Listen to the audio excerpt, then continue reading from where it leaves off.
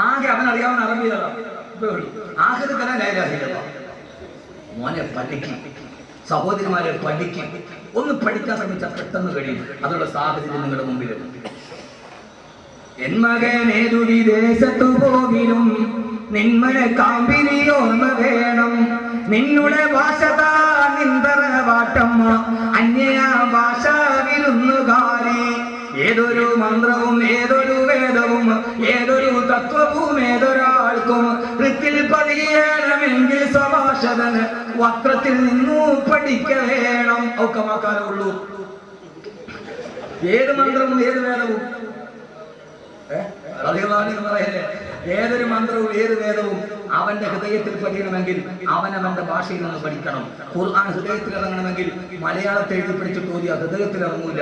അത് അറബിയിൽ അതേ സ്ഫുടതയോടെ തജ്വീദോടെ പഠിക്കണം. അള്ളാഹു തൗഫീഖ് നൽകട്ടെ. അതിന് നമ്മൾ ഈ മത്സരമൊക്കെ അങ്ങോട്ട് വിടണം. എന്ത് വിടണം? മത്സരം വിടണം.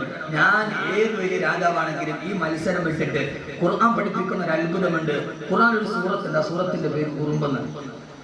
സൂറത്തിന്റെ പേര് ഉറുമ്പ്.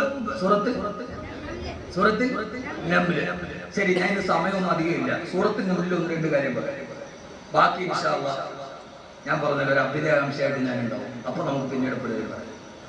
സൂറത്തിൽ നംല് ലോകത്തിലെ ഏറ്റവും വലിയ ഗ്രഹമായ സൗരയൂഥം മിൽക്കി വേ 10,000 കോടി നക്ഷത്രങ്ങളുമായി കറങ്ങുന്ന ഒരു വ്യൂഹത്തെ കുറിച്ച് പറഞ്ഞ ഖുർആൻ നിസ്സാരക്കാരനായ ഉറുമ്പിന്റെ പേര്, കാണാൻ പോലും കഴിയാത്ത ഉറുമ്പ്, സൂറത്തുൻ നംല്, ഉറുമ്പിന്റെ പേര് ഖുർആനിൽ കൊടുത്തു. ഉറുമ്പിന് എന്ത് കാര്യം? ഉറുമ്പിനെ കണ്ട് പഠിക്കണം മനുഷ്യൻ. നീ ആരടാ?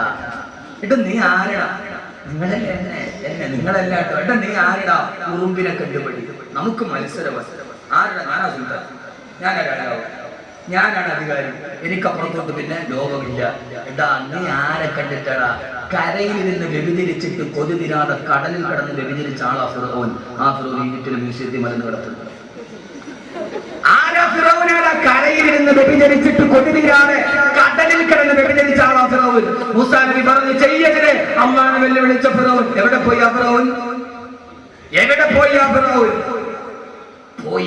നമ്മുടെ അഹങ്കാരം മാത്രം ഒന്ന് മനസ്സിൽ നിന്ന് വെച്ചാൽ മതി. എവിടെ പോയി? അന റബ്ബുക്കുമുൽ അഅ്ലാ. ആരാണ് മൂസാ നബി? അല്ലാഹു വിളിച്ചു. അപ്പോൾ മൂസാ നബി പറഞ്ഞു അല്ലദീ അൻസല മിനസ് സമാഇ മാഅ. ആകാശത്തിൽ നിന്ന് മഴ പെയ്യിക്കുന്നവനാ എൻ്റെ അല്ലാഹ്. പൊട്ടിച്ചിരിച്ചിട്ട് ഫിറഔൻ പറഞ്ഞു മൂസാ, എന്നാൽ നിന്റെ അല്ലാഹുവിന്റെ മേലെ ഞാനാ. കാരണം എന്താ? മഴ പെയ്യിക്കണമെങ്കിൽ നിന്റെ അല്ലാഹുവിന് ഭൂമി വേണ്ടേ? ഭൂമി ആരുടേതാ? നിങ്ങൾ മനസ്സിലെ കൽബിനെ കേട്ടു. സഹോദരങ്ങളെ, സഹോദരിമാരെ, ഈ ഭാവം നമ്മുടെ മനസ്സിലുണ്ട്. ഖുർആൻ അത് മാറ്റാനാവും വേണം. ഈ ഭാവം ഞാൻ ആരാ? നീ ആരടാ? കീടമേ പൊട്ടാ നീ മുന്തുള്ളി പിഞ്ചോര കെട്ട പിന്നീന്ന് കാഷ്ടം ചുമന്നോരു കൊട്ട റൂഹൊന്ന് വിട്ടാൽ ചത്ത ചരമല്ല കൊട്ട പറനിന്റുടൽ കണ്ട് ബഹുമാനം പൊട്ട. കേട്ടിട്ടുണ്ടോ? കേട്ടിട്ടില്ല? ഈ പാട്ട് കേട്ടിട്ടില്ല? ഞാൻ കെട്ടിയ പെണ്ണിനെ പോയി ചന്തം കുറവാന്ന് കേട്ടിട്ടില്ലല്ലോ. അത് സുക്കൂനായതല്ല കാത്തു കസറാണ് പറയാൻ പറ്റില്ല. അമ്പത്തിൽ എന്റെ പ്രിയപ്പെട്ട സഹോദരങ്ങളെ, അത് കുറവാന്ന് പറഞ്ഞ് കിടക്കാൻ പറ്റും മനുഷ്യന്റെ മുമ്പിൽ? ഇങ്ങോട്ട് നോക്ക് മോനെ, പഠിക്കണം. ഇതെന്താ? ഇത് ഖുർആനാണ്. ഖുർആനാണിത്. ഖുർആൻ. ഷുജാഇ മുസ്ലിയാർ എന്ന് പറയുന്ന മനുഷ്യൻ തൃശ്ശൂർ ജില്ലയിൽ അണ്ടത്തോട് വഫാത്തായി കിടപ്പുണ്ട് ഇപ്പോഴും മനുഷ്യൻ. ആ മനുഷ്യൻ പറഞ്ഞാണ്, എടാ പൊട്ട, നീ ആരടാ? പൊട്ട നീ മുന്തുള്ളി പിഞ്ചോര കെട്ട പിന്നീന്ന് കാഷ്ടം. പഴയ ഉമ്മമാര് പാടി പിടിച്ചിട്ടുണ്ട്. പഴയ ഉമ്മമാരുണ്ടോ ഇവിടെ? സഫലമാല എന്ന് പറയുന്നത്. സഫലമാല. ഇപ്പൊ എവിടെ മാല ഓതാൻ? മാല ഓതിയാൻ പോയില്ലേ? എവിടെ മാല? മോനെ, ഇതാണ് മാല. പണ്ടത്തെ ഉമ്മമാര് പാടും. ഇപ്പോഴത്തെ ഉമ്മമാര് 98 വയസ്സായി 2 സീസിങ്ങൾ അടയ്ക്കാനാണ്.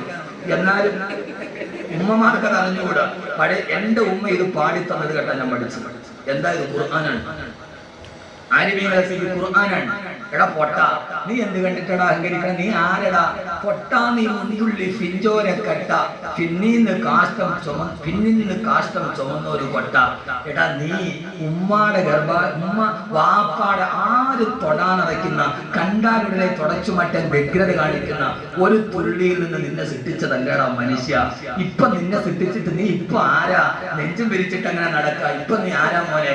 പിന്നീന്ന് കാഷ്ടം ചുമന്നൊരു ഒരു കൊട്ട, കുറെ കാഷ്ടവൻ ചുമന്നുകൊണ്ട് കിടക്കുന്ന ഒരുമാതിരി മൊബൈൽ ടോയ്ലറ്റാണ്. ഞാൻ അപ്പുറത്തോട്ടൊന്നുമില്ല.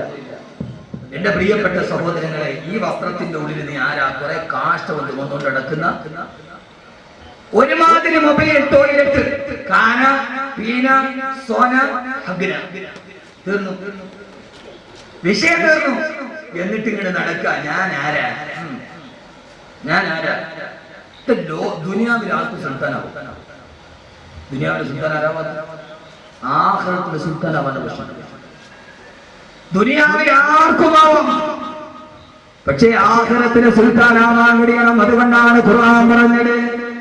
എന്തിനോടാണ് ഈ മത്സരം? എന്തിനാ? അല്ലാഹുവിന്റെ വിശുദ്ധമായ ഖുർആനിന് അധ്യായത്തിന് പേര് വെച്ച് സൂറത്തുൻ നംൽ, ഉറുമ്പെന്ന് പേര് വെച്ച് അല്ലാഹുവിന്റെ വിശുദ്ധ ഖുർആനിന്. എന്തെന്നറിയോ? മനുഷ്യ ഉറുമ്പിനെ കണ്ടുപിടിക്കുക. മനുഷ്യ ഉറുമ്പിനെ കണ്ടുപിടിക്കുക. അല്ലാഹുവിന്റെ ഖുർആൻ പറഞ്ഞ സൂറത്തിൽ നിന്ന് ഉറുമ്പിനെ കണ്ടുപിടിക്കുക. എന്താണ് ഉറുമ്പിന്റെ പ്രത്യേകത എന്നറിയോ? സഹോദരങ്ങളെ, ഒരു ഉറുമ്പ് വിശന്ന് പറഞ്ഞ് പോവുകയാണ്. ആ പോകുന്ന വഴിയിൽ ഒരു ധാന്യമണി കണ്ടാൽ വിശപ്പുള്ളതോടുകൂടി ഉറുമ്പ് തിന്നുകയില്ല. ഉറുമ്പ് മെല്ലെ മാളത്തിലേക്ക് മടങ്ങുകയാണ്. അവിടെ പട്ടിണി കിടക്കുന്ന തന്റെ കൂടപ്പറപ്പുകൾ, തന്റെ സഹോദരങ്ങൾ, തന്റെ സഹപാഠികൾ വിളിച്ചു കൊണ്ടുവന്ന് ആ പകുതി ധാന്യമണി അവർക്ക് വേണ്ടി ഷെയർ ചെയ്ത് എല്ലാവരും കൂടി ഒന്നിച്ചിരുന്ന് ഒരാൾക്ക് തിന്നാനുള്ളത് ആരും അറിയാതെ ഒറ്റയ്ക്ക് തിന്നലല്ല, ഉള്ളത് എല്ലാവർക്കും വേണ്ടി ഷെയർ ചെയ്ത് കൊടുക്കുന്ന ഉറുമ്പിനെ, നിസ്സാരക്കാരനായ ഉറുമ്പിനെ ഒരു സൂട്ടത്തിന് പേര് വെച്ചു കൊടുത്താൽ ഇത് വെറുതെയല്ല, വെറുതെയല്ല.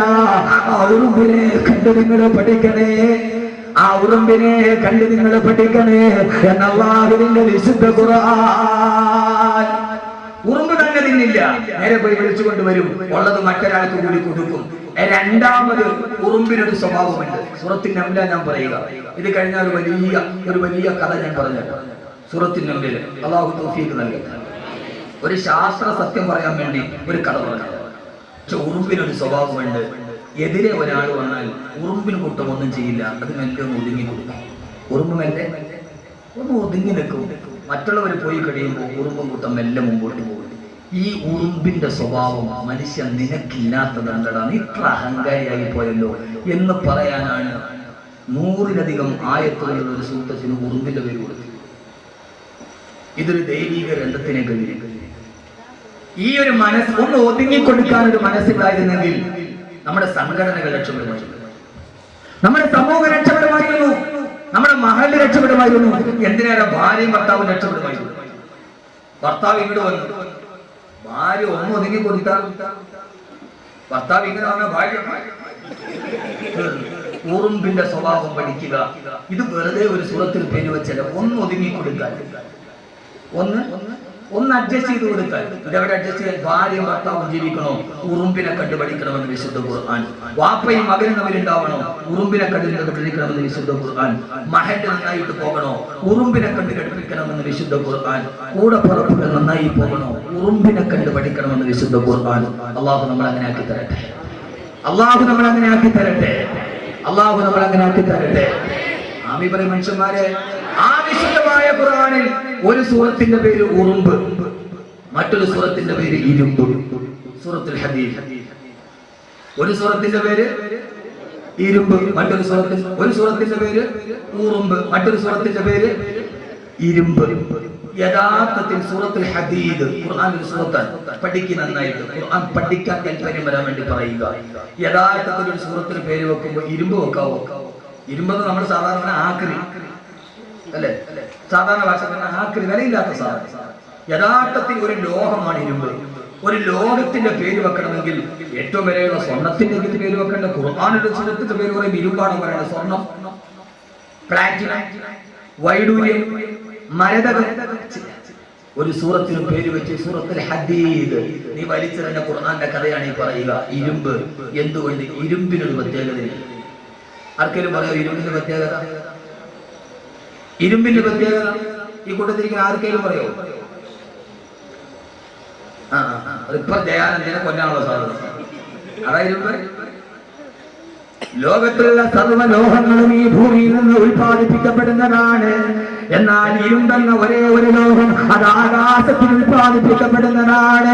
15 നൂറ്റാണ്ട് മുമ്പ് അബൂജഹലിന്റെ മുമ്പിൽ ഖുർആൻ അവതരിപ്പിക്കപ്പെടുമ്പോ അല്ലാഹുവിന്റെ റസൂൽ ഓതിക്കെടുക്കുകയാണ് വഅൻസൽനൽ ഹദീദ് وأنزلنا الحديد فيه بأس شديد ومنافع للناس. ഈ ഉരുണ്ടിനെ ഞാൻ ആകാശത്ത് നിന്ന് ഇറക്കിയതാണ്. ഇത് അത്ഭുതമാണ്, അത്ഭുതമാണ്, അത്ഭുതമാണ്.